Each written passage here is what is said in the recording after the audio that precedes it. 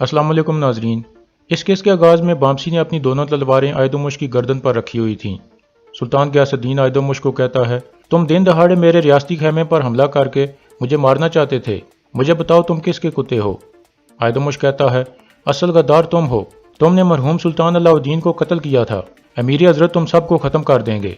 यह सुनकर गियासुद्दीन बामसी को कहता है, पीछे हट जाओ बामसी। फिर वह बामसी से एक तलवार लेकर कहता है, इस जैसे गिदड़ पर रहम खाना इंसाफ के साथ जुल्म होगा।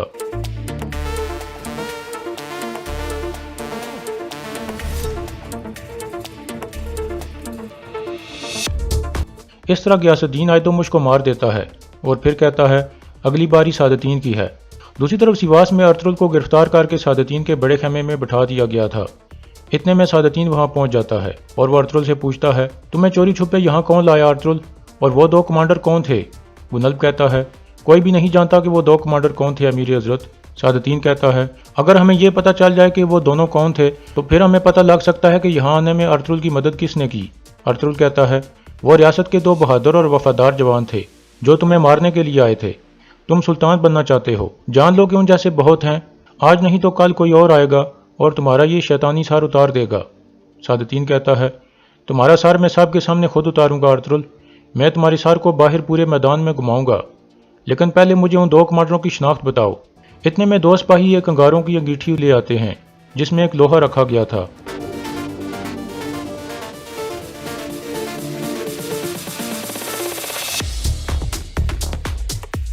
बाहर सुंगरतेगन कहता है, हर तरफ सिपाही हैं, अर्तुगरुल को यहाँ से निकालना मुमकिन नहीं है।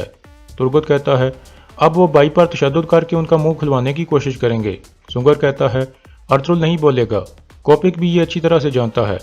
अब हमें अकल से काम लेना होगा, हमारा पहला मकसद अर्तुगरुल को बचाना है। तो गान बे ने हमें एक खेमा दिखाया था, हम उस खेमे में जाकर उनसे मुलाकात करते हैं और कोई रास्ता निकालते हैं। दूसरी तरफ काय कबीले में हलीमा सुल्तान हकीम आरतों के जख्म पर पट्टी बांध देती है, जबकि सुल्तान गियासुद्दीन के खूनी हाथ धुलवाए जा रहे थे।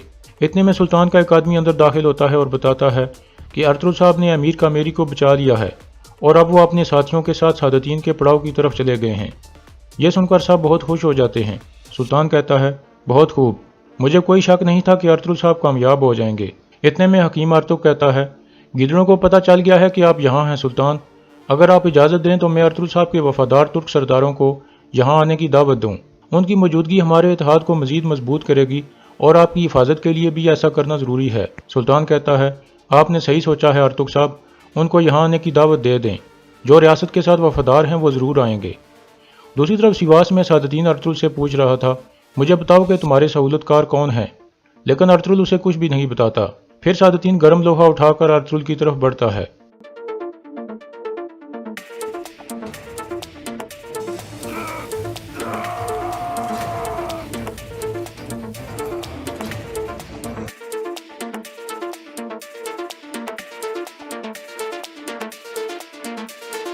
फिर सादतीन कहता है, तुम्हारे पास इस लोहे के दोबारा गर्म होकर सुर्ख होने तक का वक्त है, लेकिन मेरे पास बहुत वक्त है अर्तुगरुल। वो दो कमांडर कौन थे अर्तुगरुल, और तुम्हारी मदद किसने की। अर्तुगरुल कहता है, वो रियासत और सुल्तान गियासुद्दीन के वफादार थे। सादतीन कहता है, तुम झूठ बोल रहे हो। फिर अर्तुगरुल कहता है, तुम्हारे जुल्म से भागकर सुल्तान गियासुद्दीन ने हमारे कबीले में पनाह ली है, अगर तुमने उन्हें कोई नुकसान पहुंचाने की जुर्रत की तो जिस तख्त पर बैठने के लिए तुम मरे जा रहे हो वही तुम्हारे अंजाम की वजह बन जाएगा। यह सुनकर गुनल्ब कहता है, अमीरी हजरत, क्या हमारे सुल्तान इस वक्त काय कबीले में हैं। फिर अर्तुगरुल कहता है, गुनल्ब, मुझे ज़रा बराबर भी शक नहीं है कि तुम्हारा खास आदमी आयदोमुश इस कुत्ते के हुक्म पर सुल्तान को मारने के लिए काय कबीले चला गया होगा, लेकिन वो इसकी कीमत अपनी जान के बदले में चुकाएगा। यह सुनकर सादतीन बहुत गुस्से में आ जाता है। गुनल्ब दोबारा कहता है, यह अर्तुगरुल क्या कह रहा है अमीरी हजरत। सादतीन कहता है, सुल्तान इस कमबख्त के कबीले में क्यों जाएंगे, तुम अभी भी इसकी घटिया बातों पर गौर कर रहे हो। अर्तुगरुल कहता है, गुनल्ब साहब, या तो आप मेरी बातों पर यकीन करो या फिर शहजादा सादतीन की। यह सुनकर गुनल्ब बहुत हैरान होता है और पूछता है, कैसा शहजादा अर्तुगरुल। अर्तुगरुल कहता है, यह कुत्ता सादतीन झूठ फैला रहा है कि यह मरहूम सुल्तान के उसरिफ का बेटा है। क्या तुमने नहीं सुना, इसने अपनी सुल्तान बनने की हिरस की वजह से सुल्तान अलाउद्दीन को जहर देकर मरवा दिया था। इसकी गद्दारी की वजह से सुल्तान गियासुद्दीन पनाह लेने के लिए मेरे कबीले में आ गए हैं। यह सुनकर सादतीन शदीद गुस्से में आ जाता है। फिर सादतीन कहता है, इस जलील की मौत के बाद हम अपनी मुहिम पर रवाना होंगे। कायराल्दा, इसकी सजाए मौत जितनी जल्दी हो सके इसको मुकम्मल करवाओ। मैं बाहिर साहब के सामने इसका सार अपने हाथों से काटूंगा, ले जाओ इसे। यह सुनकर सिपाही अर्तुगरुल की तरफ बढ़ते हैं। इस दौरान अर्तुगरुल गुनल्फ को कहता है, मैं इन सब तकलीफों से क्यों गुजर रहा हूँ, जब मैं इस कुत्ते का कुर्ता चूमकर हमेशा के लिए हाकिम आला बन सकता हूँ। अपनी आंखें खोलो गुनल्फ।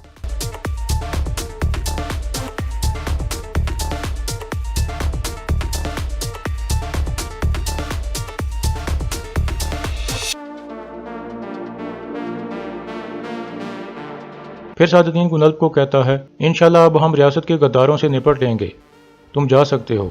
यह सुनकर गुनल्फ बाहर आ जाता है और अर्तुगरुल के पास आकर खड़ा हो जाता है।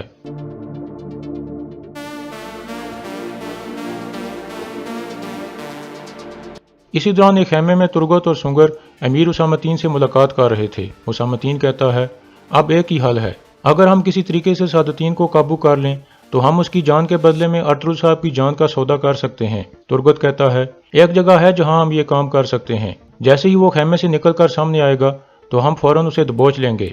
फिर तुर्गत उसामतीन को कहता है, आप हमें वहां पहुंचाने में रहनुमाई करें। उसामतीन कहता है, आ जाएं। फिर वो सब बाहर निकल जाते हैं। अर्तुगरुल गुनल्फ को कहता है, तुमने हमारी रियासत को उस कुत्ते के हाथों में छोड़ दिया है गुनल्फ, तुम्हारे वालिद और वालदा की तरह बहुत से मासूमों का खून बहेगा।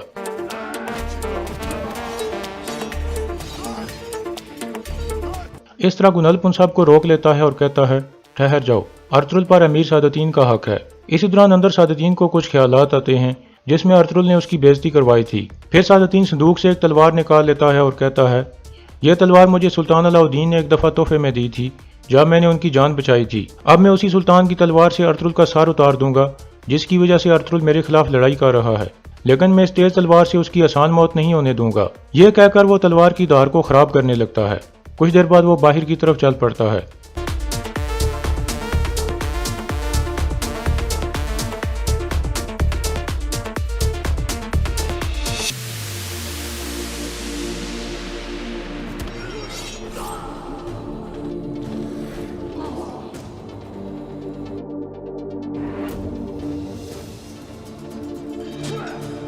इस तरह तुर्गत उसे काबू कर लेता है और कहता है, पीछे हट जाओ वरना मैं इसका गला काट दूंगा।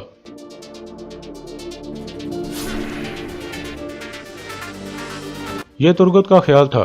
फिर तुर्गत आहिस्ता से सादुद्दीन को कहता है, अब तुम मेरे हाथ में हो, मैं तुम्हारा गला काट कर इसे जंगली जानवरों के आगे फेंक सकता हूँ, लेकिन तुम्हें अर्तुगरुल साहब का शुक्रगुजार होना चाहिए। अब तुम अर्तुगरुल भाई को आज़ाद करोगे। सादुद्दीन कहता है, गुनल्फ ये जो भी कह रहे हैं ऐसा ही करो। फिर सुंगर तेगिन कहता है, गुनल्फ साहब हमें इस पड़ाव के खारजी रास्ते पर 3 घोड़े तैयार चाहिए और अर्तुगरुल को वहाँ सिर्फ 2 आदमी लेकर जाएंगे और बाकी सब सिपाही दूर रहेंगे वरना कोपिक मारा जाएगा। सादुद्दीन कहता है, ये जो भी कह रहे हैं ऐसा ही करो, जल्दी करो। इसी दौरान जंगल के एक गार में अहमद बामसी से मुलाकात करता है और उसे बताता है कि क्रीतोस को पता चल गया है कि सुल्तान गियासुद्दीन काई कबीले में मौजूद है। मारिया कोपिक की जासूस बन गई है। क्रीतोस चाहता है कि मैं इस मौके का फ़ायदा उठाकर काई कबीले पर हमला करूं और सुल्तान को मार दूं। मैं ये हमला रुकवाना चाहता हूं, लेकिन मुझे कोई बहाना ढूंढना होगा। बामसी थोड़ी देर सोचने के बाद कहता है, अहमद भाई परेशान ना हो, एक रास्ता है। अर्तुगरुल साहब के वफादार ओगो सरदार सुल्तान के पास आएंगे, उनके सिपाही कबीले की हिफाजत पर मामूर होंगे।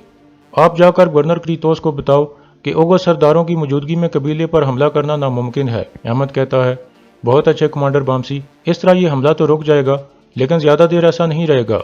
कुछ अरसे में शहंशाह की फौज बलाजे किले में पहुंच जाएगी, फिर मैं उन्हें रोक नहीं सकूंगा। बामसी कहता है, तब तक अर्तुगरुल साहब वापस आ जाएंगे इंशाल्लाह, फिर हम शहंशाह की फौज से निपट लेंगे। दूसरी तरफ सुंगर तेगिन की शराइत मानते हुए अर्तुगरुल को खारजी रास्ते पर लाया गया था। थोड़ी देर बाद 3 घोड़े भी वहां पहुंचा दिए जाते हैं। फिर मायदे के मुताबिक दोनों तरफ से कैदियों को आज़ाद कर दिया जाता है।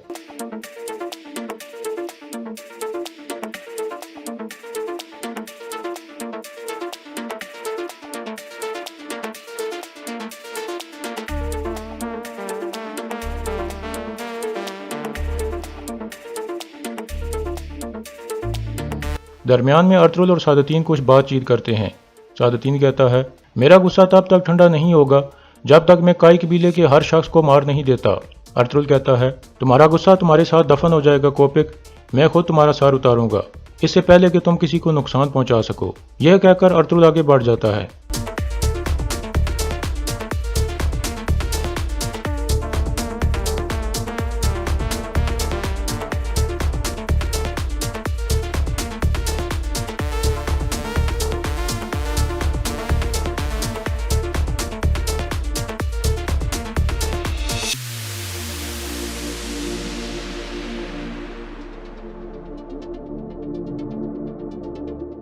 उनके जाने के बाद सादतीन कहता है, हम इनके पीछे जाएंगे।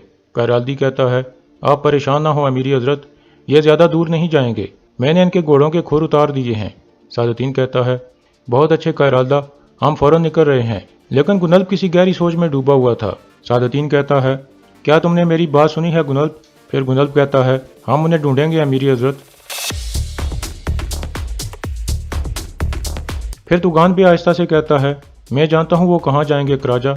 यह कहकर वो भी वहाँ से चल पड़ते हैं। इसी दौरान अर्तुगरुल और उसके साथी रवाना थे, लेकिन कुछ ही देर बाद उनके घोड़े रुक जाते हैं। फिर वो तीनों नीचे उतरकर घोड़ों के खुर चेक करने लगते हैं। उनके खुर जख्मी हो चुके थे। ये देखकर वो समझ जाते हैं कि इनके पाँव से लोहे वाले खुर उतार लिए गए थे। तुर्गुत कहता है, वो हमारे पीछे आ रहे होंगे, हमें फौरन उस गार में जाना होगा जहाँ हमने तुगान बे से मुलाकात की थी। अर्तुगरुल कहता है, वो कुछ भी कर लें, हम सादतीन का सर उतारने से पहले वापस कबीले में नहीं जाएंगे। सुंगर कहता है, पहले हमें गार में जाकर तुम्हारे जख्मों का इलाज करना होगा अर्तुगरुल। इसके बाद वो तीनों गार की तरफ चल पड़ते हैं। दूसरी तरफ सादतीन वापस अपने खेमे में पहुंचता है और शदीद गुस्से में सबको डांटने लगता है और कहता है, दो सिपाही मेरे पड़ाव में आए और किसी को पता भी नहीं चला। उन्होंने मेरे ही खेमे के सामने मुझे बंदी बना लिया। फिर वो एक कमांडर की तरफ बढ़ता है और कहता है, मैंने तुम्हें इस पड़ाव का इंचार्ज बनाया था, तुमने कहा था कि हर चीज़ ठीक है, फिर ये दो सिपाही कहाँ से आ गए? कमांडर कहता है, मुझे माफ़ कर दें अमीरी हजरत। सादतीन कहता है, तुम अपनी जिम्मेदारी नहीं निभा सके, तुम्हें क्यों जिंदा रहने दिया जाए?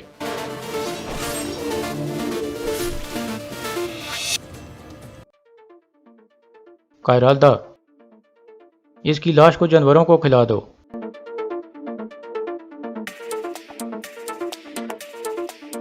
फिर सादतीन कहता है, हुसामतीन क्या सूरत हाल है? हुसामतीन कहता है, पहाड़ों पर सिपाही तैनात हैं, वो भाग नहीं सकते।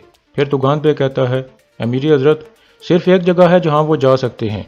सादतीन कहता है, तो ठीक है, फिर हम उसी तरफ चलते हैं, मैं खुद अपने सिपाहियों के साथ वहाँ जाऊँगा। यह सुनकर गुनल्ब कहता है, अमीरी हजरत उनके पीछे मैं जाना चाहूँगा, मैंने कई दफ़ा रात को तलाश का काम किया है। सादतीन कहता है, आला, अपने साथ सिपाहियों का एक बड़ा यूनिट लेकर जाओ, हर कोई इस इलाके की अच्छी तरह से तलाशी ले, कोई भी यहाँ से भागकर नहीं जाना चाहिए। तुमने देख लिया है कि जिम्मेदारी में नाकाम होने वालों के साथ क्या होता है, अब हर कोई अपनी जिम्मेदारी पर चला जाए। और यहाँ इस किस्त का अख्तिताम हो जाता है।